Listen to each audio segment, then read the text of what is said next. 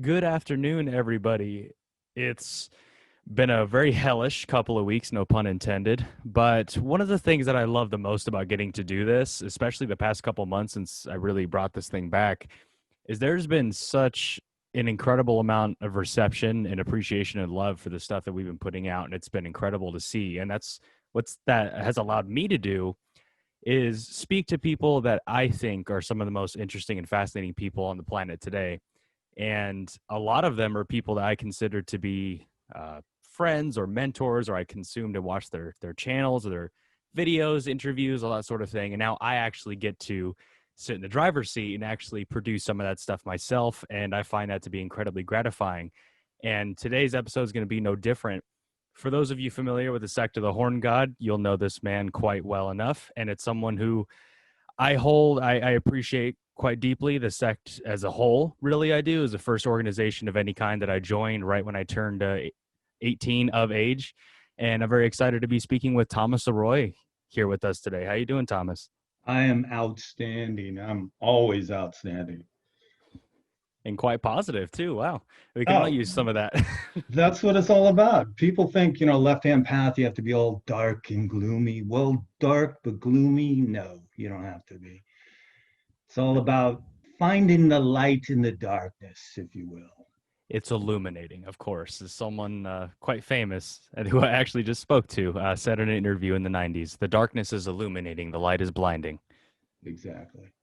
So I think that's one thing that we can actually just kick this thing right off with is the kind of the perception that I think just me being relatively, I'm a young dude. I'm still figuring a lot of this stuff out. And even just in the past couple of years that I've been involved with this sort of thing, you see a lot of the perception that the left-hand path or just generally occultism has been seeing. It's been seeing a bit of a like that stigma that it's had for quite some time is starting to fade away a little bit, and people are starting to it's starting to appeal to a wider swath of people than I think it did before. How you feel about that?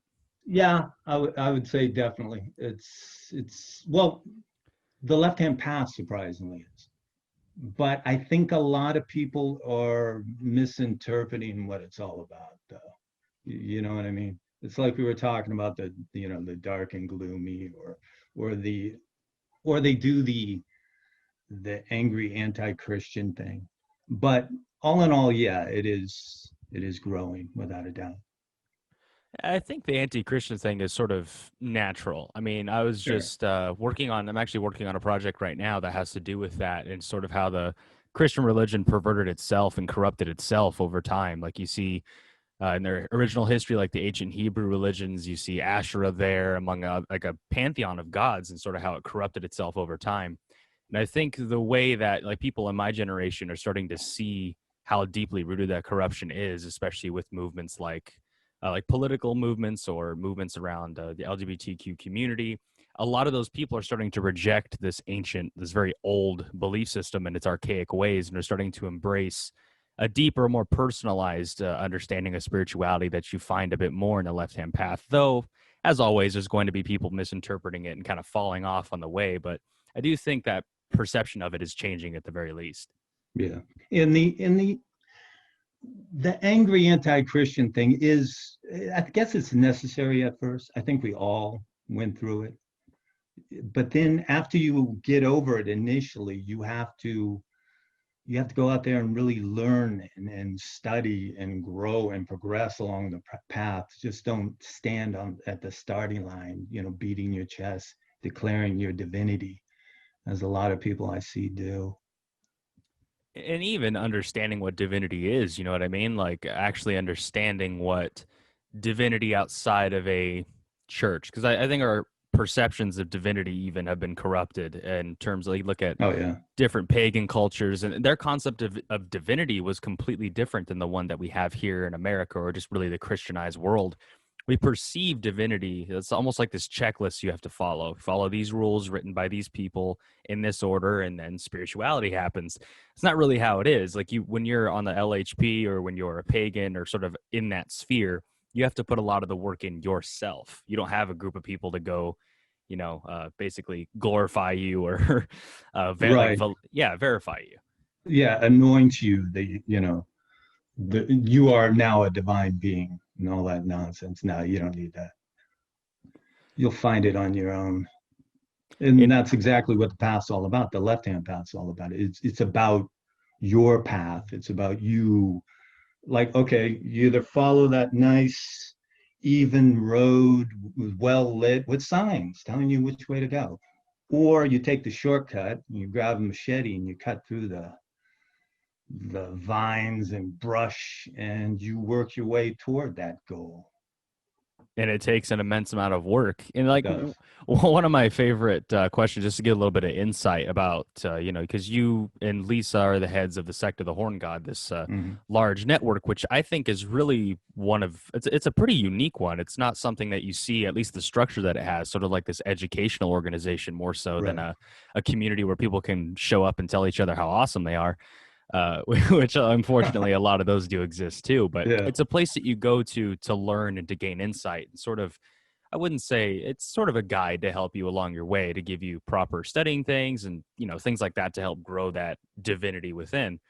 Everyone has a story of some kind, how they got involved, what caused them to go down the path that they did. And I think specifically with the left hand path and that sphere, you get a lot of really interesting stories of how people were led down that path or how they felt themselves be attracted to it. What is your story, and how did the left hand path speak to you in a way that any other path didn't? I think, well, Nicholas Schreck, who, by the way, I loved your interview with him. Yes, Um, yes.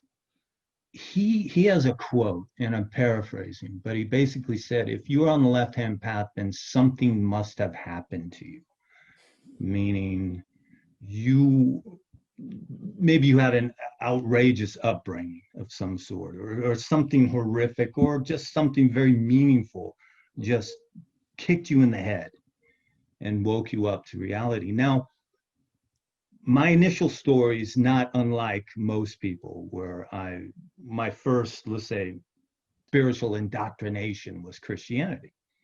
But where my story is a little different, first, I lived with my mother who was Catholic, and the Catholic side, I don't remember that well, but I do remember the creepy iconography, the statues and the stained glass and so on. And back then, the priests, this was pre-Vatican II, so they still did the mass in Latin and so on and so forth. I found it creepy. And then I lived with my grandmother for a while. Now that's when I really got, in a sense, indoctrinated. She was a Jehovah's Witness. And that was like the first religion that I actually really learned and got to know.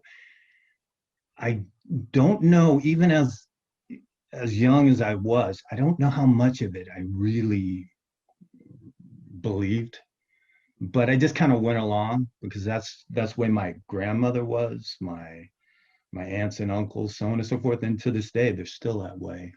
My grandmother's passed, but my aunts and uncles, I have cousins also who are Jehovah's Witnesses, people I've never met, blood relatives never met because of their, you know, their idea of you do not put it this way. I'm of the world, and I am of little do they know how much I am of Satan. Uh, and anybody who's not of their denomination is, like I said, of the world, of Satan. But anyway, I went through that, and then I ended up in a foster home, and they were Lutherans. So I got three different interpretations of the same thing. So as you can well guess, I became skeptical pretty easy, pretty early, pretty young. At first, well, I felt the need for something, like a lot of people do. So I checked out the different, back then, you still had occult bookstores. You didn't have new age bookstores, really. You had these cool, old, creepy, leather, bookstores with leather bound books, and they had that smell, and they had like I remember this one place had this shelf filled with jars of toadworts and stuff like whatever they could, spices and herbs and with outrageous names and so on and so forth. And I loved the feel of it. And I started studying people like Crowley and so on and so forth, and Wicca and so on. But Crowley was very, very confusing, especially when you're about 14, 15 years old. Uh, so I got into Israel Regardie, who was Crowley's secretary, his final secretary, if you will. And his books gave you a more, how should I say, lucid translation of what Crowley was trying to say. Because Crowley spoke in poetic terms or whatever. So I tried that. I tried different things, involved with, let's say, neo-paganism, so on and so forth. But what I soon discovered is I was substituting one religion for another religion, one faith for another faith.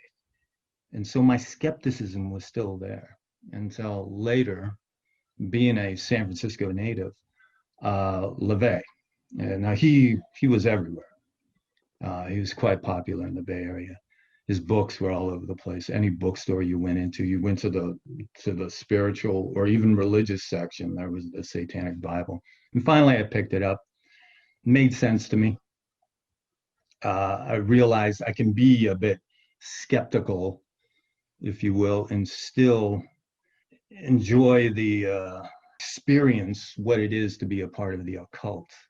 Now, I understand, like, okay, take for instance, Nicholas Schreck. He's not a huge fan of LeVay, as I noticed from your interview and other interviews and so on. But I'm indebted to LeVay because he introduced me to what the left-hand path was or is. Now, I think Satanism in that respect is a good thing. You need those outrageous types like Blavatsky or Crowley or LeVay to get out there and kick doors open. But then once those doors are open, it's up to you to go down that path or to search out what it is to be more than just, like we mentioned earlier, those standing at the starting line beating their chest, if you will. So that's basically I'm hoping I'm not rambling, but yeah, that's how I got into it, let's say.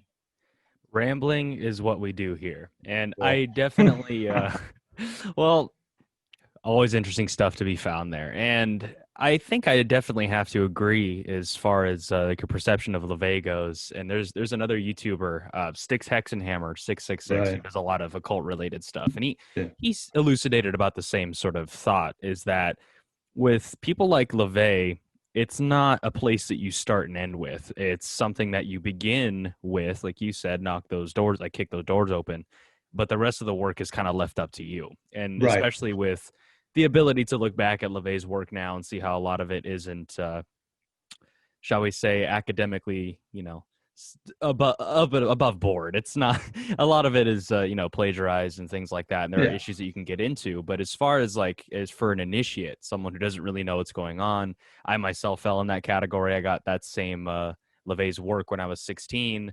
Actually, I was 13, and then I got my physical copy when I was 16.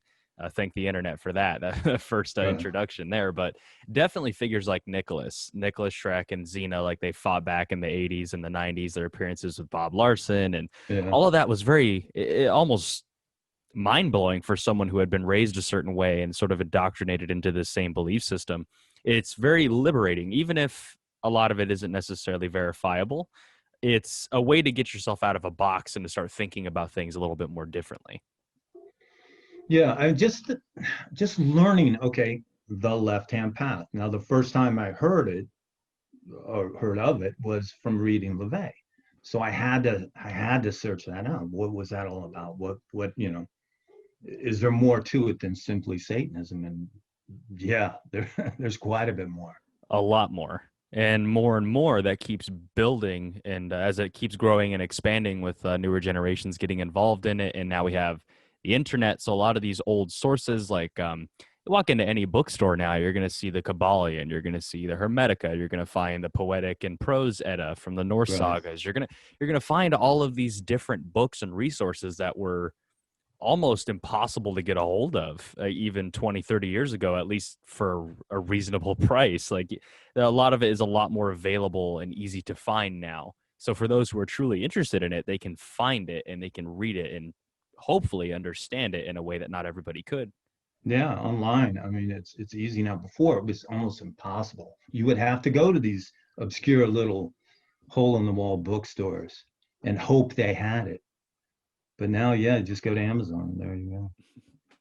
Which of course has its drawbacks, like we had mentioned earlier. Like one of the things that I remember when I was like, I think when I first, this is a bit of a personal anecdote, but when I first heard of the sect, I think I was like 16, 17, and I found it on the internet. I came across your YouTube channel, which I definitely like to Mm. get into because your work that you do on there, even just telling stories or doing a brief little lecture, like that really goes a long way in terms of like building a community Yeah, and getting people actively interested in it.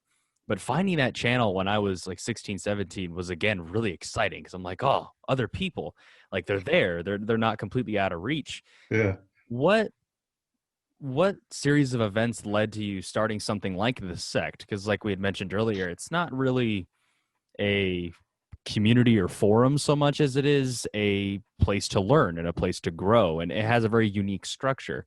Where did that come from and what motivated that, like just stemming from your own path and how it had been going at that time? Well, like I was saying, okay, initially a Satanist, and I could still basically say I am a Satanist as codified by LeVay as a trait. You know what I mean? Like a characteristic. Yeah. Like LeVay said, you're born a Satanist. A person with a an independent spirit with maybe a darker aesthetic or whatever. So I am that. But my philosophy has evolved, and part of that is for a while I got into like searching out Druidism, for instance, because I'm very Celtic. So I got interested in Druidism, but I noticed that this modern Druidism is so full of shit. The big problem with a lot of modern paganism is they incorporate this light dark perspective, duality, if you will, which didn't exist in ancient paganism. The gods and so on and so forth were like a force of nature. A force of nature is neither good nor bad. Sometimes good things happen, sometimes bad things happen. But anyway, got into Druidism as best as we can know about Druidism, since the Druids didn't really write anything down. And still with a satanic edge to my paganism, if you will, left-hand path paganism. And then I eventually I was a little late to get online. I didn't get online until about 12 years ago. And I thought, okay, cool. This, I can get on these forums and so on and so forth and communicate with like-minded people, civil, intelligent, we can go back and forth with ideas about Satanism and the left-hand path and different forms of left-hand path paganism or whatever. Wow. I could not believe how many fucking dicks there are within the satanic community online. It it blew me away. And I would watch them just like skewer these people who were newbies, these neophytes that were just asking simple questions, not even dumb questions, but just simple beginner type questions. And they would get their ass handed to them. And I was thinking to myself, what's this all about?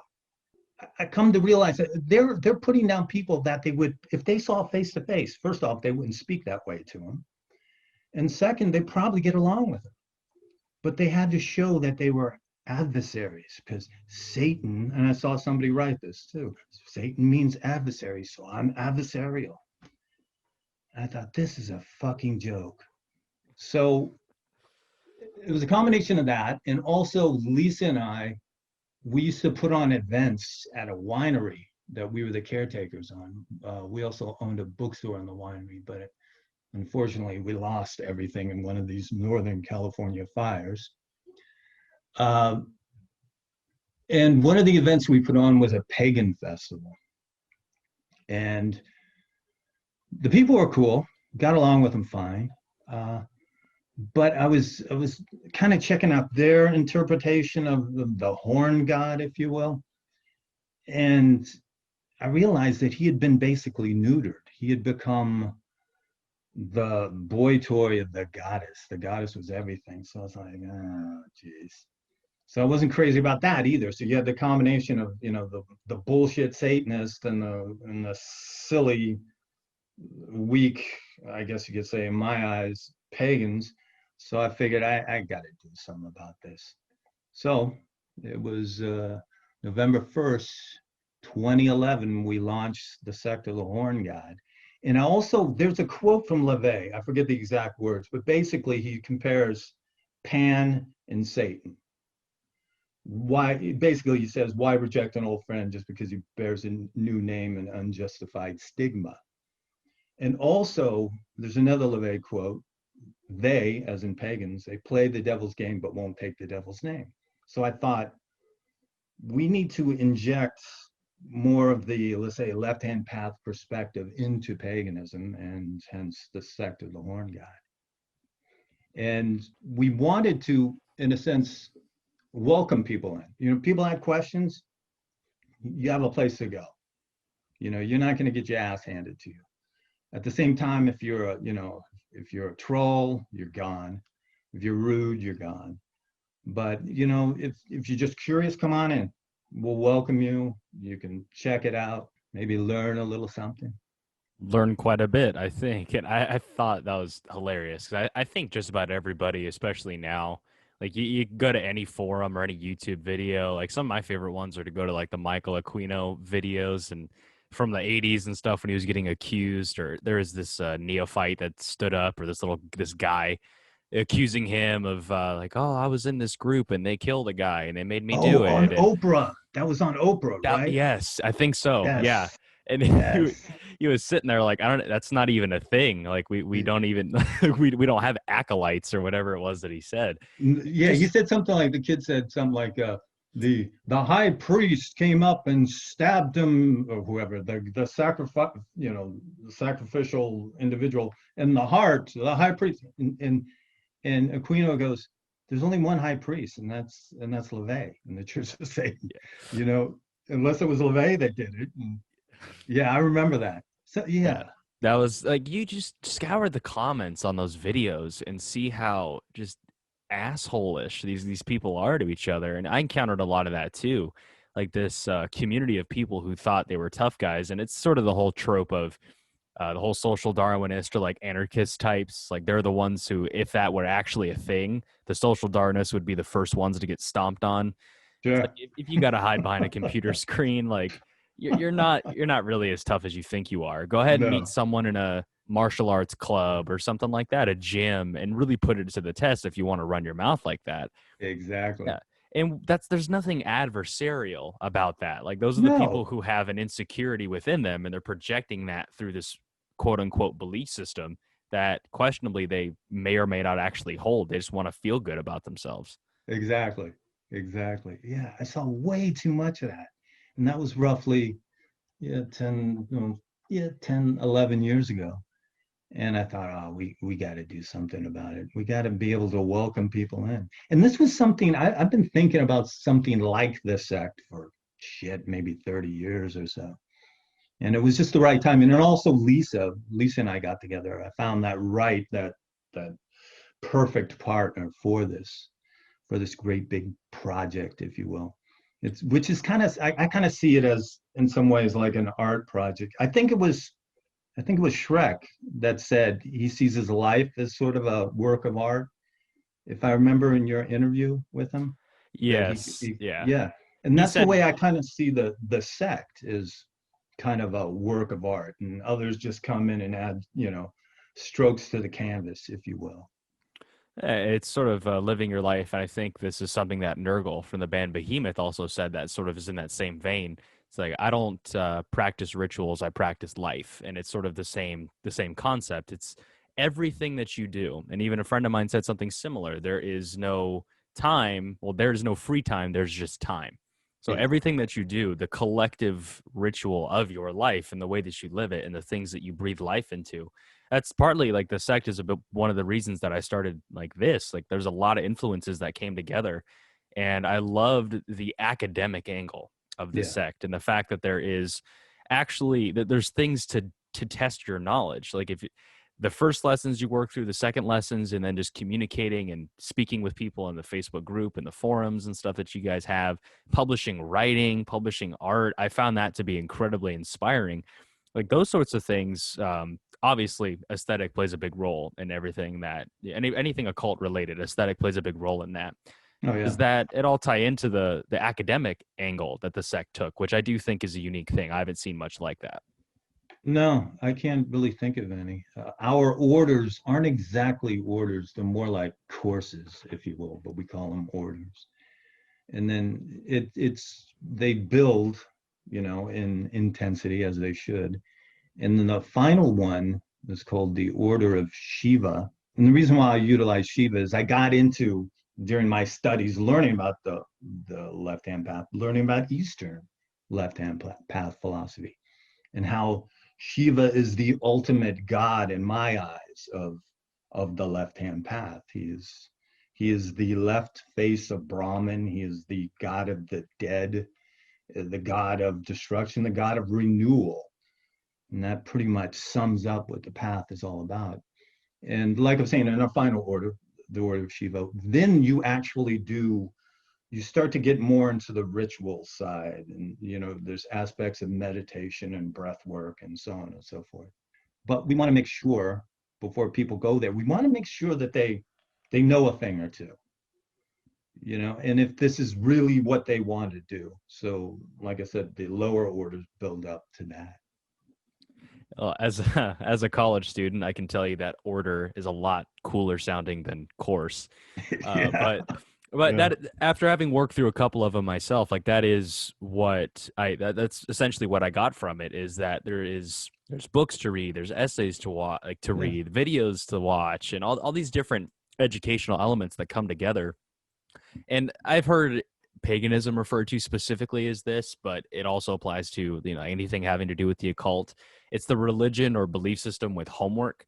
Like you really you really got to sit there and study these things, and you got to practice the meditation. Like an issue that I've found, I've experienced this myself, and maybe you can speak to this too.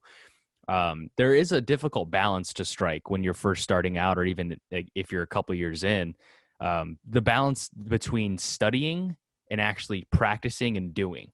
Like it's very difficult to kind of balance that sometimes. And even though studying can feel like doing, actually practicing and doing the meditations or doing the workings, the rituals, whatever it is that you're taking part in, there's a difficult balance that you got to figure out kind of early on as to how you're going to balance these things out and yeah. actually apply your knowledge instead of just soaking it in.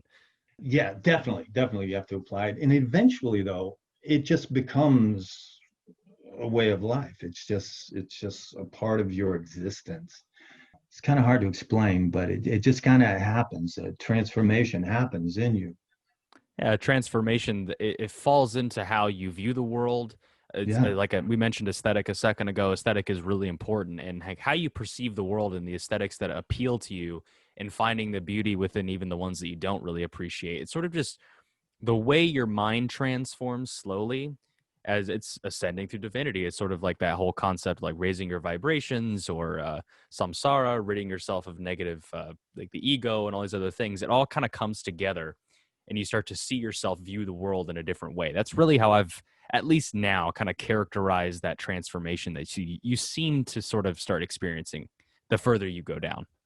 and okay, one major thing you do not do on the path, let's say on the left-hand path, is you don't perceive yourself as a victim. You don't look for a safe space. There's no safe spaces on the left-hand path, if you will. Um, if stuff happens to you, you learn from that. You take joy in the laughter and the love and the laughter, and you learn from the pain and sorrow, if that makes any sense. You like I mentioned earlier, you go so far into the darkness, hopefully you come out into the light. It's very similar to Nietzsche's amor fati, love of fate, just a love of existence. Or it's also in common with the Agori, if you're familiar with them, left-hand path, Hindu left-hand path Shaivis practitioners, the Agori sadhu, who do some really, to be blunt, fucked up shit, which seems really fucked up. But what Agori means, or Agora, their practice means, okay, Agora means horrible.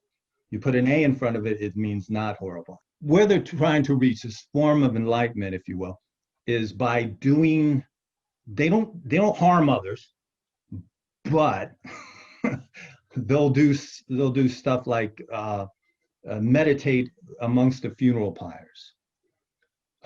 They will indulge in human flesh, and what their goal is once they're indifferent toward it, when it no longer has an effect on them, then they know they've reached that illumination, if you will. They want to find all that is beautiful within Brahman. So if everything is of Brahman, there's no difference between the filth and the beauty.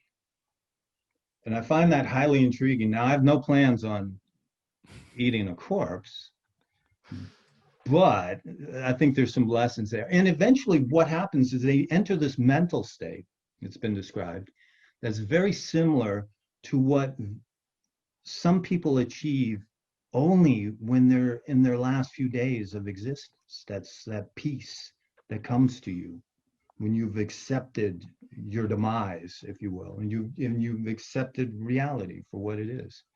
And that's their goal. Well, it almost sounds like a form of trauma therapy when you put it that way. You're constantly exposing yourself to these things that are perceived as being horrible, and of course, eating a corpse. It's not only illegal, that'll cause you some problems, but just the actual Not easy to get either. yeah, So, not exactly something you want to brag about, but no, it's something that when you desensitize, it's a process of desensitization. Like you expose yourself repeatedly, and again, it's like trauma therapy. If you are afraid of clowns, you go yeah, face to face with a clown, you get closer and closer and closer and closer until it becomes a normality for you. right. It's something that you are no longer afraid of. It's something that you take away the It's spookiness power. about it. It's power, Yeah, it's exactly. power over you. Exactly. And that is a very spiritual principle. Like most principles can be boiled down into a spiritual aspect of some kind. But that is definitely one that I think we can learn from without, breaking the law Yeah, or hurting anybody. yeah, exactly. They don't, well, yeah, they don't kill people for the corpses, but they have been known to, like, yeah, I don't know, like the Ganges River. They might a funeral procession or whatever might, let a body go down the river or whatever, and they'll Yeah. scoop up that body after it's gone down a ways, and I don't know, chow down on it. Or there's been necrophilia at times, and they've also done outrageous stuff like drink urine or eat feces. And yeah, none of that, like I said, I plan on doing.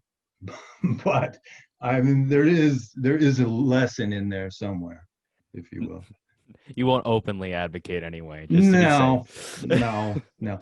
But you got to look at, I mean, India is a pretty extreme society. Yeah, their So values are entirely different. yeah, so their form of the left-hand path is going to be a little more extreme than our, Western, Oh you yeah, know.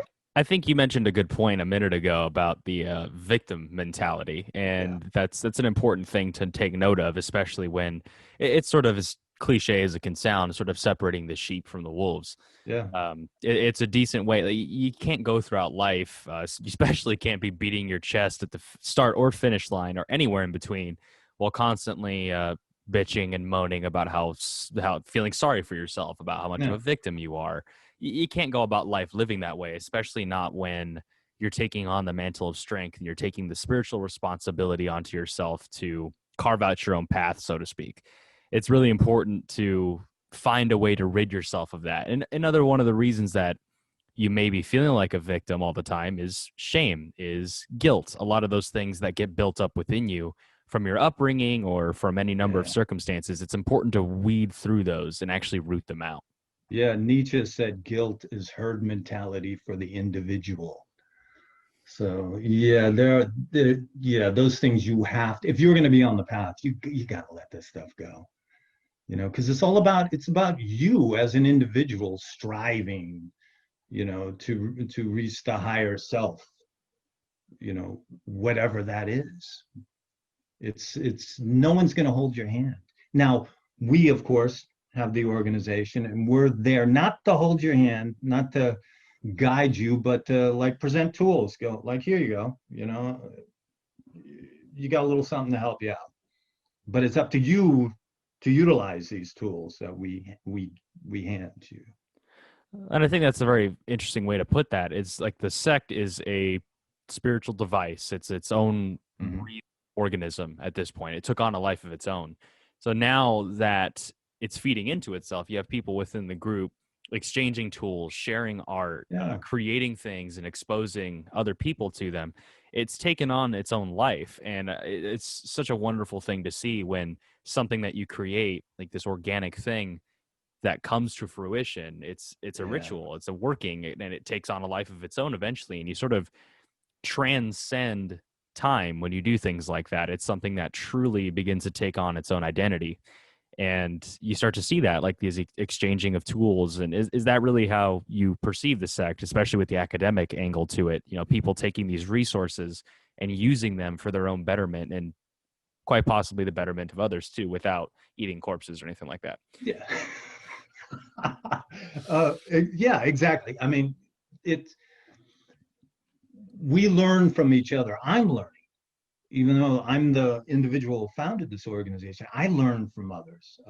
Do you know Jake Block in our organization? I absolutely do. I've had a couple interactions with him over the years I've been there. Yeah, he was an administrator in the Church of Satan in the Black House way back when at one time. He's got a ton of knowledge. He's been a major asset to our organization.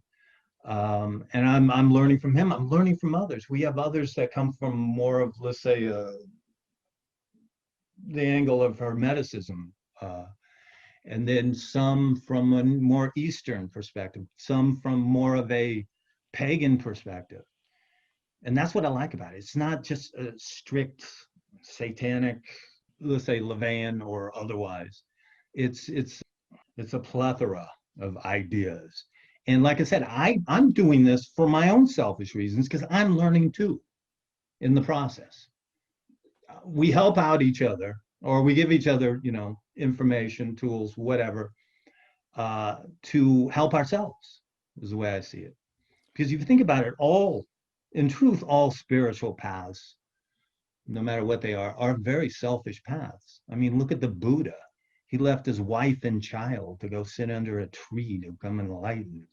So, yeah, even on the right hand path, there's a whole lot of selfishness going on.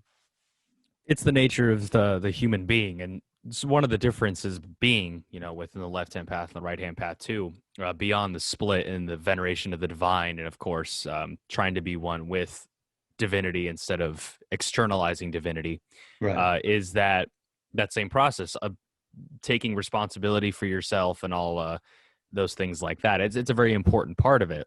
You don't root out that selfishness as something to be condemned or to be completely exercised from yourself. It's something that you can utilize as one of those tools that we have.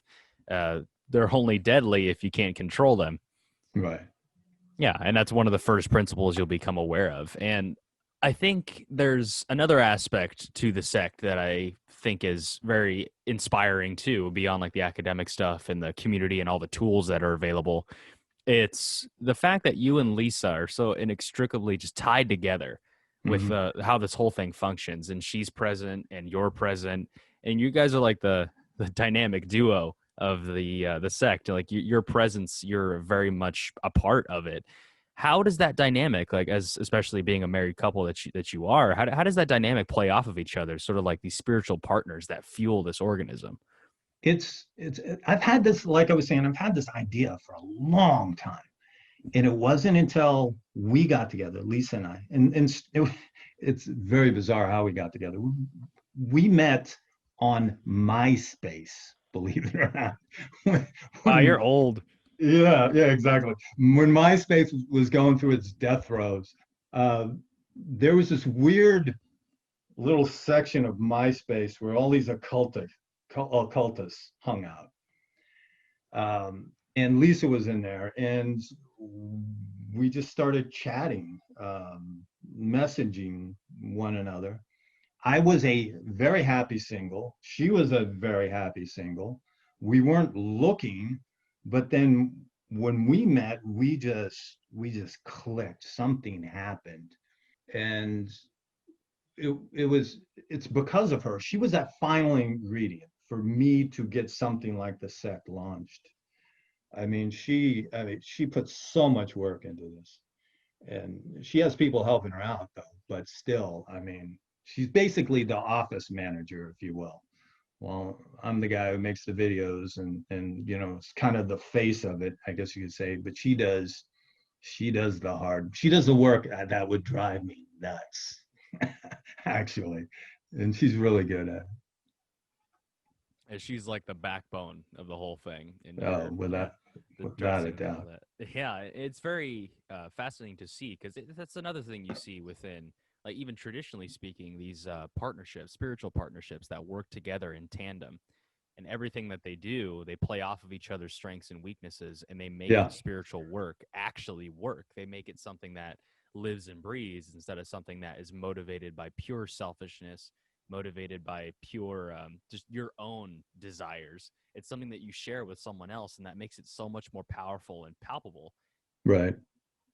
Especially with just the again, I'm a really big, I have a lot of respect for that and the fact that you've been able to make it work as well as you have, and you being like the face of it and making the YouTube channel and really like I can speak for I think a lot of people in the sect too. Like the YouTube channel is really what started that off. Like for a lot of us, like that's how we heard about the sect or through other people that you were associated with.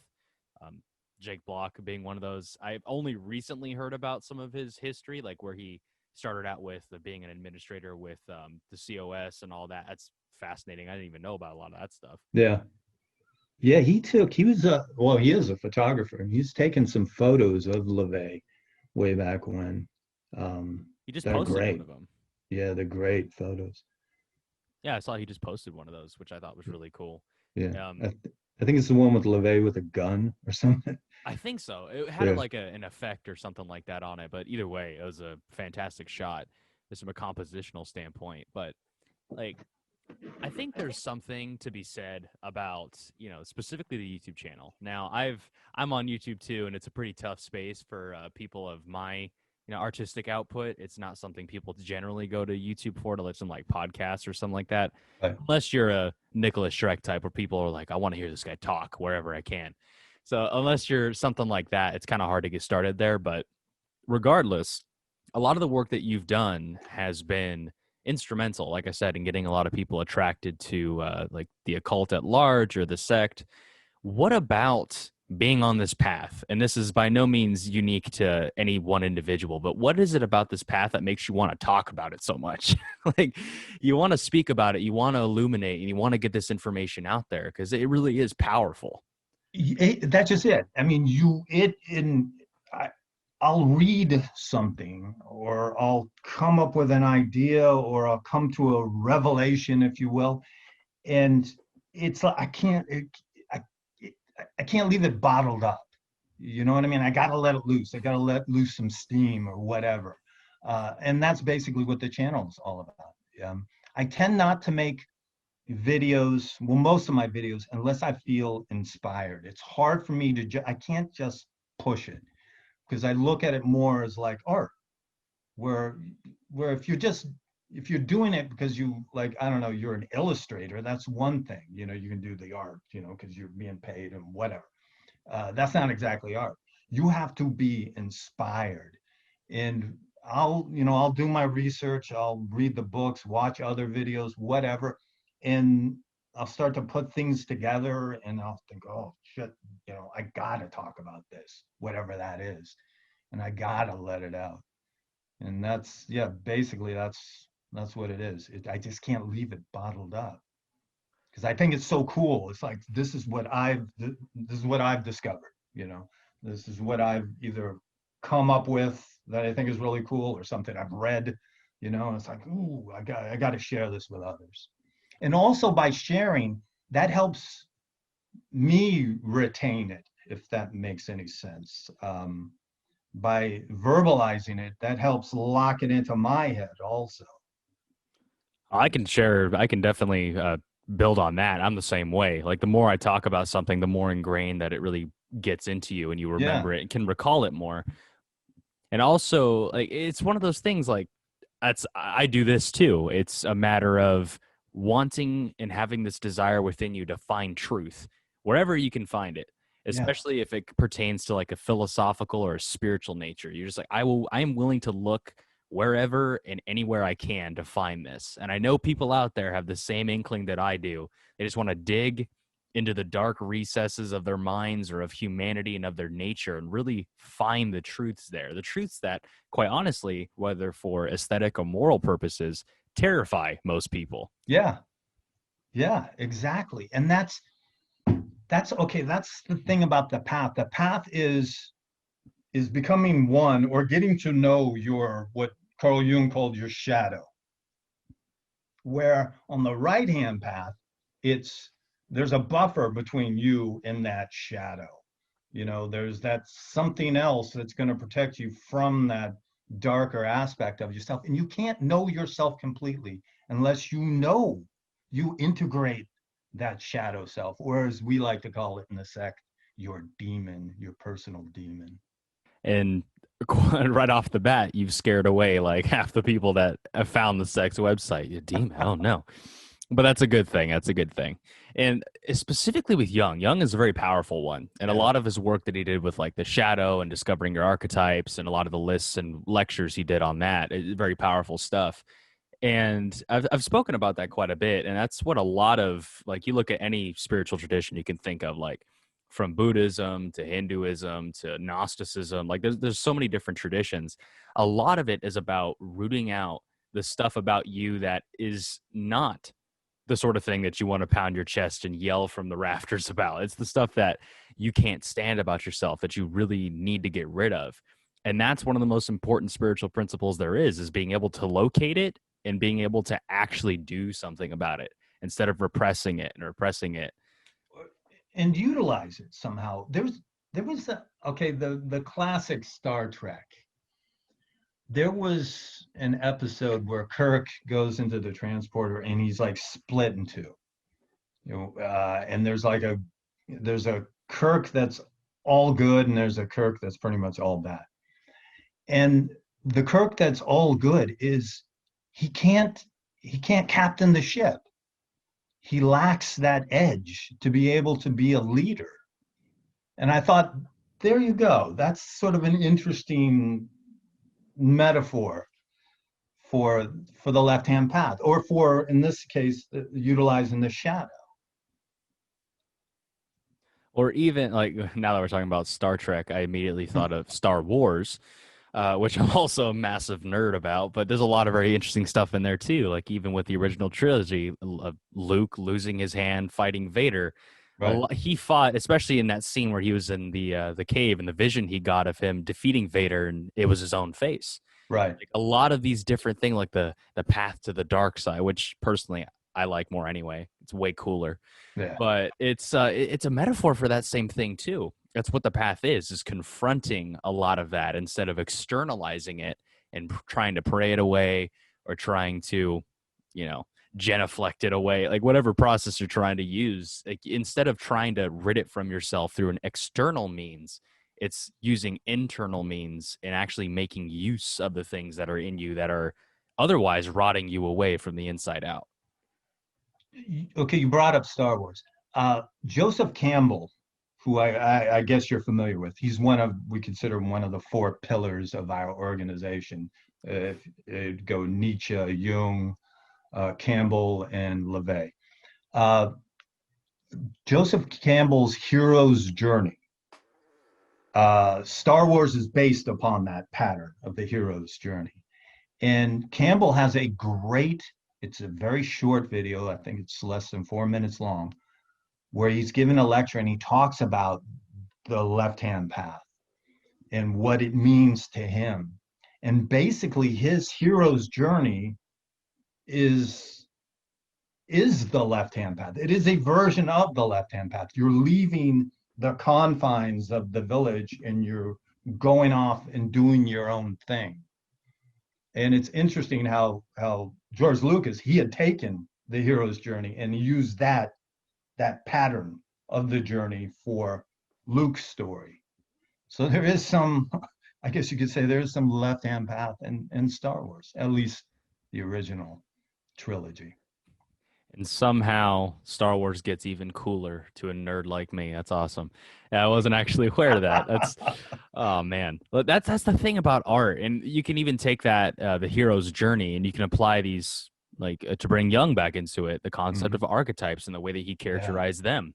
That's one yeah, of the reasons why you look back through the ancient myths, like you read about the Horn God or Freya or Odin in the northern path, or even other deities. Like you see their stories, you hear the poetry written about them, and there's a reason why they resonate as deeply as they do because we have all that in us. We all, I think most of us, especially those on the path, because they've actually recognized it, but I think within a lot of humans, just in general, there's that desire to be able to have the courage to take your own way, to right. pave your own path. It's only those who recognize the aesthetic principles of it, who recognize that there is, in fact, going to be a lot of work and there's going to be a lot of uncomfortable things you have to do. Those are the ones that actually take that step, and they're all the better for it. Yeah, exactly. You'd brought up Odin. That's my latest video I had done. How the name of it is how what Odin can teach us about the left-hand path and his basic story and how really he was not a very pleasant god. He was extremely selfish. He was the ultimate seeker after knowledge. He would do anything to achieve this knowledge. And the reason why he was so desperate is because he knew what the outcome at Ragnarok was going to be. He knew he was going to be devoured by Fenrir, the wolf. So he was trying to find something, trying to achieve that knowledge to make him immortal. Like him hanging from Yggdrasil for 9 days and nights, and him plucking an eyeball out to drink from the well of Mimir, and so on and so forth. He had done all sorts of outrageous stuff. Uh, and, but unfortunately, though, the way most perceive Odin is as some kind of a Norse Santa Claus Yahweh kind of character. Yeah. And he's not. He isn't. He wasn't. That, like I brought up earlier, that duality, that light dark duality did not exist in ancient paganism. It wasn't there. That was incorporated. That's a Christian thing. So that's why when you see these pagan groups that are white lighters and so on and so forth, it's like they think they're rebelling against Christianity, but they're incorporating that Judeo-Christian Zoroastrian sort of idea of the duality between light and dark. It didn't exist. Like I said, the gods are like a force of nature. Sometimes storms are beneficial, other times they can kill you. Well, us here at Beyond the Well certainly know a thing or two about the story of Odin sacrificing his eye to drink from the well. But it's that's like, Ah, perfect. yep, Yes, that's where the name comes from. perfect. But I do like that you mentioned that and just how selfish and disagreeable Odin really was. And if you Yeah, and it's another point too is to take it back to the very beginning of the conversation. It's a perversion, like a lot of modern pagan groups, like you said, the white lighters and all that. It is a perversion, a Christian perversion of the old ways when the old ways were perverted by Christianity to begin with, which is why they went away. And now that they're yeah. coming back again, they're being re-perverted. So it's almost like this disgusting cycle that just keeps going on and on that I've seen too. That's why I'm intrigued with Hinduism. because there is a theory that if you go back far enough, they all have a common root. All these, the Odinists, the Celtic Druidic traditions, uh, from Ireland to India, they share a common Proto-Indo-European root. And now in Europe, we know what happened. Europe and the Middle East, we know what happened. It was Christianity or Islam that basically practically destroyed that tradition. But it wasn't destroyed in India. So they carried on a lot of that those ancient ways, if you will. It's sort of like a bridge going across a chasm. And India, let's say the Hindu traditions are on this other side of that chasm there. Basically, they haven't lost that. There was none of that. There was none of that true division that took place. That rebuilding. It was always there for the past, let's say, 5,000 years. It's yeah, absolutely. As far as the traditions that they have go, I mean, you can even tell. Like, I personally haven't had the ability or the right to get over there just yet, but I definitely do plan on traveling there at some point or another. And the people that I know that have traveled there have all shared, especially if they're spiritually inclined, they've all shared the same thing. There's just something about those sites. There's something about those structures. There's something about those lands that just on a mystical level speaks to you. It's almost akin to like the another Nicholas Shrek reference, like he shared about his experience that he had in the tomb of Seti the First in Egypt. Right. These ancient spiritual sites that hold this level of energy that's really difficult to describe or to find anywhere else. Like even like the ancient burial sites in like Iceland and Norway, which I have actually been able to go visit.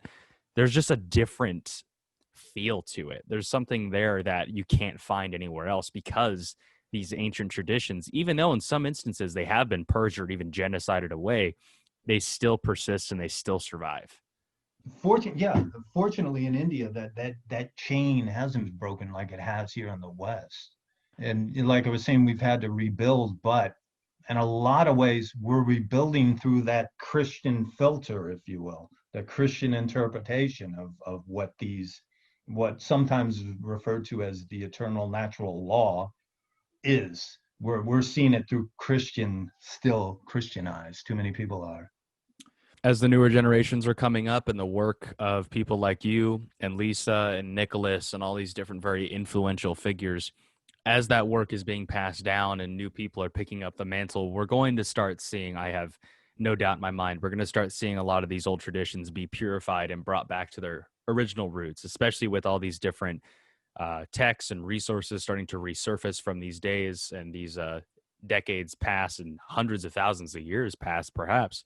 We're starting to see these traditions become purified again. And I have every hope of actually seeing that come to fruition. I'm very excited and hope to actually be alive to see some of them become more like they were at one point and to gain back some of that spiritual heritage. If we can find it, if we can find some of those original texts or piece together, like what do the Vedas and the Eddas have in common? You know what I mean? What is it? Couldn't we someday find that ancient Proto-Indo-European text? I don't know, but it would be it would be great. Well, here's to hoping that actually comes to fruition. And I certainly think it will, and I really hope it will. But I think to kind of just close out this whole thing, which has been very informative, and I want to thank you again for coming on and actually, speaking about these things. Like one of my favorite questions to ask is to spiritual practitioners or to people who lead communities or what have you is of course like the reference that we made earlier to Odin sacrificing his eye at Mimir's well, trying to outrun his fate and all that. But the concept behind that story is being able to sacrifice something for knowledge of some kind. And I'd like to ask you, along your spiritual journey with everything that you've endured from the early days of your life and finding these wacky bookstores and going and hoping to find something to now running the sect for going on 10 years, just had the ninth anniversary for it.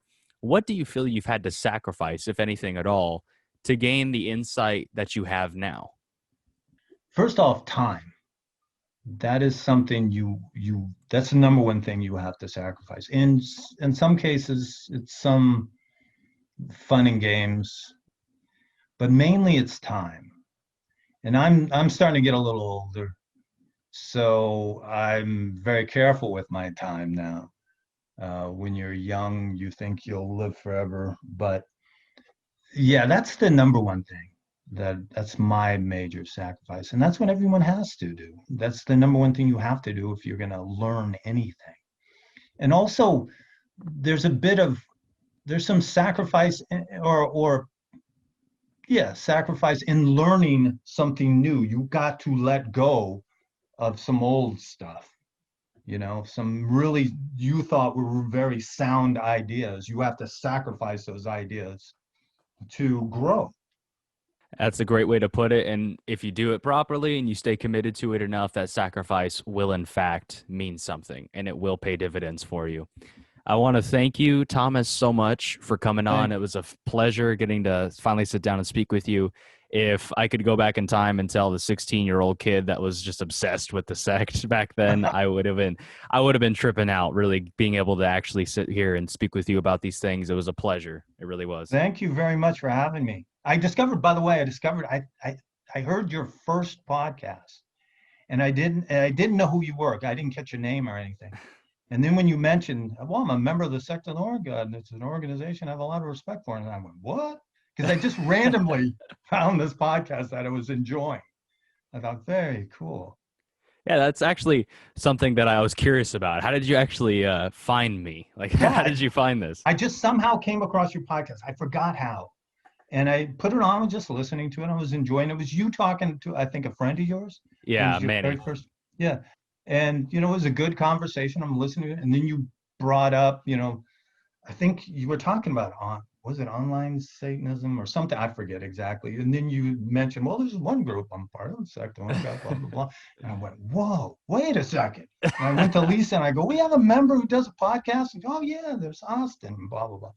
Oh, very cool.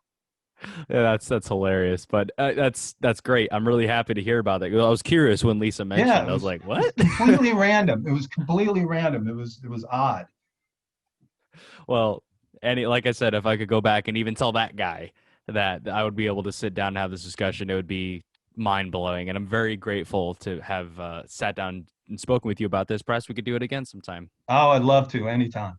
Of course. Thank you so much, Thomas. I really appreciate it. No problem, my friend.